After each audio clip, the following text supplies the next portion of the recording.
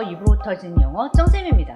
여기 미국은 7월 사이 요 독립기념일 주간이 굉장히 큰 휴가 기간이거든요. 그래서 제가 요 기간 동안 잠시 남미로 여행을 다녀왔습니다. 가장 큰 목표는 이과수 폭포를 보는 거였고요. 뭐 겸사겸사 주변의 다른 나라들도 좀 보고 왔거든요. 페루, 아르헨티나, 브라질, 그리고 우루과이까지 이렇게 4개국을 돌고 왔어요. 뭐 여행 가기 전에 여행 어디로 가냐고 사람들이 많이 물어보셔가지고 제가 우루과이 간다고 하니까 아니 거기를 왜 기어들어가냐고, 우루과이에 뭐 볼 거 있냐고 그렇게 영 찝찝한 반응들을 보이시더라고요. 근데 생각보다 너무 좋고요. 볼 것도 많고 음식도 맛있고 너무 만족스러운 여행이었습니다. 그래서 간단하게 여행 기록 같은 거를 좀 남겨볼까 하는데요. 이게 영어 콘텐츠는 아니라서 이걸 보고 또 구독자님들이 우수수 떨어져 나갈까 걱정도 앞서지만, 그래도 중간중간에 재미있는 영어 이야기도 넣고 또 우리 구독자님들 귀 쫑긋 세우고 보시라고 나름 재미있는 퀴즈도 넣었습니다. 그러니까 너무 승질내지 마시고요. 입으로 터지는 영어 스페셜 편? 뭐 이 정도로 봐주시면 좋을 것 같아요. 우선 제가 살고 있는 애틀란타를 떠나서 페루에 도착을 했습니다. 이제 페루에서 우루과이 거쳐서 아르헨티나로 들어갈 예정이었거든요. 페루에서 한 열 몇 시간 정도를 기다렸다가 이제 우루과이로 가는 비행기편으로 갈아타게 됐는데요. 자, 요렇게 공항에서 24시간 미만으로 머물게 되는 경우, 요런 거를 레이오버이라고 합니다. 근데 만약에 저희가 페루에서 24시간, 한 뭐 몇 밤 며칠을 묵은 다음에 페루를 보고 우루과이로 돌아가겠다라고 비행기표를 사게 되면 이제 이런 거는 stopover이라고 해요. layover는 좀 짧게 머무르는 경우, 그리고 stopover, 24시간 이상으로 몇 밤 며칠 그 중간 도시에서 머무르는 경우. 경유하는 비행기로 layover, stopover, 이게 이제 가장 커먼한 거고요. 그리고 여행을 이렇게 두루두루 다니시는 분들 있잖아요. 여기 찍고 저기 찍고 도시마다 찍고 그 도시를 비행기로 쭉 연결해가지고 이렇게 비행기표를 사두시는 분들이 있죠. 그런 여행 있죠. 이런 경우 Multi-City Connecting Flight라고 합니다. Multi-City, 여러 가지 도시를 쭉 경유하는 경우예요. 그래서 비행기를 타고 내렸고 거기에서 다시 비행기 타고 이렇게 가는 거. 그런데 또 가끔 가다 보면 여기에서 요 구간은 비행기 타고 가고 여기에서 요 구간은 뭐 딴 걸로 이동한 다음에 저쪽에서 또 비행기 타고 이렇게 띄엄띄엄 가는 그런 식으로 여행을 구성하기도 하잖아요. 자, 이럴 때는 중간중간이 이렇게 비었다라고 해서 open jaw flight라고 합니다. 이렇게 V자, 턱라인 V자, 거기가 쏙 빠졌다라고 생각을 해주시면 돼요. 자, 쭉 비행기로 여러 도시를 연결하는 건 a multi-city connecting flight. 자, 여러 도시를 여행하는데 비행기로만 이동하는 것이 아니라 중간중간 쫑쫑 빠진 것들, 그런 flight, an open jaw flight. 자, 여기서 비행 관련 용어들을 한번 짚고 갈까요? 직항편은 그러니까 멈추지 않고 한 장소에서 다른 장소로 그냥 그대로 가는 거, non-stop flight. 그런데 가다가 보면 직항은 직항인데 한 도시에 잠깐 멈췄다 가는 비행편이 있거든요.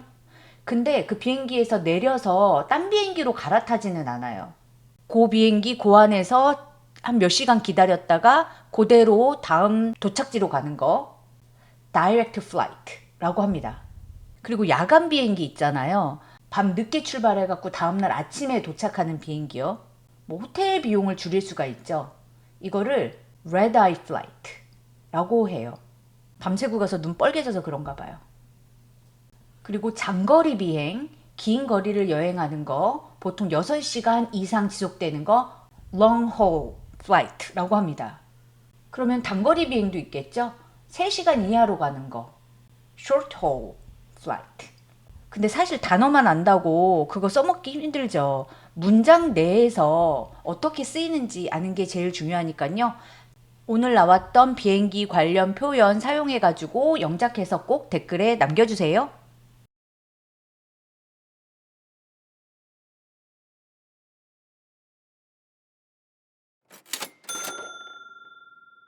이제 저희 같은 경우에는 layover 한 거죠. 근데 layover 치고는 좀 긴 시간이었어요. 잠은 자지 않지만 하루 정도를 머물 수 있는 시간이 있었거든요. 그래서 택시를 타고 페루 시내로 나가서 페루를 둘러봤어요. 자, 근데 여기 사진 보이시죠? 제가 정말 깜짝 놀랐습니다. 보통 페루, 뭐 남미 하면 굉장히 막 고대 문명이 생각나면서 고대 유적지 이런 것만 생각나잖아요. 구시가지 벗어나니까 엄청 세련되고 멋진 해양 도시가 쭉 발달돼 있더라고요. 미국, 한국, 유럽 웬만한 도시 못지않게 깨끗하게 잘 정리가 돼 있었어요. 물론 부자 사람들이 사는 그런 도시였겠죠. 이 절벽 밑으로 이렇게 엄청 멋진 바닷가가 쭉 있어서 와, 부자들은 이제 다 이렇게 해안가에 사는구나. 그리고 남미는 겨울이더라고요. 춥더라고요. 막판에 같이 가는 언니가 이 사실을 알려주지 않았으면 반팔 챙겨가서 얼어 죽을 뻔했습니다. 택시 타고 뭣도 모르고 저 꼭대기에 내려서 정말 1시간은 허부적허부적 저 절벽길을 걸어 내려와서 해안가에 다다랐거든요. 좀 아까까지는 한여름이었는데 겨울바다 보니까 너무 멋있더라고요. 그리고 이 한겨울에도 서핑을 즐기는 사람들이 굉장히 많이 있었는데요. 보니까 이렇게 서핑을 가르쳐주는 팀도 있고요. 개인적으로 와서 즐기는 팀도 있고요. 이제 아무래도 동양인이다 보니까 관광객인 줄 바로 알고 와가지고 서핑하지 않겠냐 막 제안을 하는데 뭐 코트 입고도 달달 떨고 있는데 물속에 기어 들어갈 일은 없잖아요. 또 페루는 정말 신기한 꽃들이 너무 많이 있었어요. 정말 보지도 못했던 꽃. 자, 이 꽃 보시면 백합 같지 않나요? 근데 백합이 나무에 이렇게 거꾸로 달려있는 이런 나무가 이렇게 길거리에 쭉 심어져 있는 거예요. 신기해서 찍어봤고요. 이렇게 나이 먹으니까 꽃이 좋아지죠. 그리고 물가가 우선 너무 좋아요. 음식도 짜지 않고 맛있고요. 들어갔던 카페들도 너무 예뻤습니다. 자, 아무튼 페루는 생각보다 너무 멋있는 도시였어요. 아, 그리고 제가 페루에서 레이오버하고 공항으로 다시 가는 택시 안에서 정말 깜짝 놀랐는데 갑자기 슈퍼주니어 노래가 나오더라고요. 이게 이제 슈퍼주니어의 멤버였던 헨리인가? 그 친구가 나와가지고 솔로 노래라는 걸 알고 있었거든요. 근데 제가 예전에 이 노래를 좋아했어요. 근데 갑자기 가는데 땅땅땅땅 하면서 어디서 들어본 듯한 반주가 막 나오는 거예요. 그래서 아, 이거 헨리 노래인데? 저는 이렇게 생각했어요. 아, 이거 헨리가 표절했구만 이거. 페루의 음악인데 잘 알려지지 않은 거 갖다 썼구만 이랬는데 갑자기 정말 헨리 목소리까지 막 나오는 거예요. 이게 요즘에 뭐 BTS나 블랙핑크 노래가 나왔다면 좀 덜 놀랬을 텐데 아니 이거 못해도 한 10년 전의 노래 아닌가요? 그때 슈퍼주니어도 아니고 슈퍼주니어의 멤버였던 친구의 노래가 페루의 택시기사 플레이리스트에서 나오니 제가 정말 깜짝 놀랐습니다. 이렇게 해서 이제 페루에서 우루과이를 경유해서 저희는 아르헨티나에 도착했습니다. 아르헨티나의 수도 이제 부에노스아이레스에 도착을 했는데요. 거기에서는 우선 숙소만 잡아놓고 이과수 폭포를 보기 위해서 또 비행기를 타고 이과수 폭포 쪽으로 날아갔습니다. 그리고 또 내려서 택시를 타고 이과수 폭포 국립공원으로 향했는데요. 와, 이과수 폭포 보고 정말 입이 탁 벌어졌습니다. 지금 여기에 사진이나 동영상에 나와 있는 건 정말 몇십 분의 1도 못 담는 것 같아요. 제가 한 15년도 더 전에 미국에서 나이아가라 폭포를 보러 갔었는데 사실 그때 그 폭포 보고 엄청 실망했거든요. 그래서 이과수 폭포를 보러 가면서도 과연 뭐 그 기대감이 뭐 그렇게까지 높지는 않았는데 와, 보고 입이 쩍 벌어지고 와, 이게 정말 지구의 신비, 자연의 위대함 이런 게 다 느껴져요. 끝이 없고 밑에서 이렇게 듣다 보는데 물의 양이 어마어마해요. 그래서 이거 뭐 나름 찍었는데 뭐 우리 동네 계곡을 찍은 건지 이것을 폭포를 찍은 건지 동영상으로는 별 차이가 나지 않지만 아무튼 어마어마한 광경이었습니다. 무지개 떠 있고 막 야생 동물 막 지나가고 막 퓨마 이런 거 지나간다는데 저는 그런 거는 못 보고 뭐 오소리인지 뭔지 여기 지금 보이시죠?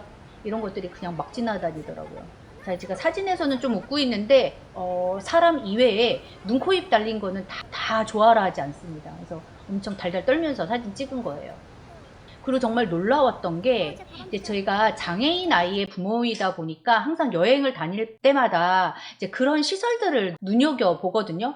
근데 이 철제 다리 같은 걸로 이 폭포 내부를 폭포 위를 막 지나가고 이렇게 한 3시간 정도 걸어 다닐 수 있는 시설로 만들어졌는데 깜짝 놀라게도 100% 휠체어 accessible입니다. 100% 휠체어로 다 다닐 수 있게 해놨어요. 밑에 lower 부분은 80% 정도라고 명시를 해놨더라고요. 계단이 한 몇 계단 정도 있거든요. 그래서 저는 이게 엄청 놀랍더라고요. 그리고 이 사진은 이과수 폭포 국립공원 내에서 기차를 타고 들어가면서 찍은 건데요. 정말 행복하게 해맑게 웃고 있는데 그 다음 사진을 보고는 이거 다음 여행지는 어떻게 터키로 가서 머리를 심어야 되나? 잠시 저를 우울하게 만들었던 사진입니다. 예쁜 척은 엄청 한 것 같은데 옆머리가 황하게 비어 있어서요. 자, 이렇게 아르헨티나에서 이과수 폭포를 보고 이제 브라질 쪽에 이과수 폭포를 보기 위해서 택시를 타고 국경을 넘었습니다. 제가 뭐 브라질 수도를 가본 건 아니지만 그 이과수가 있는 그쪽은 약간 우리나라의 80년대의 농업지역? 근데 옆에 리조트들은 당연히 엄청 깨끗하고 잘 발달돼 있었고요. 그리고 이제 브라질 이과수는 또 다른 맛이 있더라고요. 아르헨티나 이과수 폭포가 안으로 들어가서 경험하는 느낌이라면 브라질 쪽의 이과수는 전체적인 광경을 쭉 보는 그런 느낌이었는데요. 이것도 정말 어마어마했습니다. 보는데 입이 쩍쩍 벌어지더라고요. 와, 죽기 전에 한 번 정도는 이런 거 한번 봐도 괜찮겠다 이런 생각이 물씬 났어요. 정말 사진으로 그게 다 안 남기는 게 너무 안타까운데요. 그리고 이제 제가 왜 그날 입고 있던 잠옷을 입고 나간 걸까요? 오코라지가 이게 무엇인가요? 이 아름다운 자연 앞에서.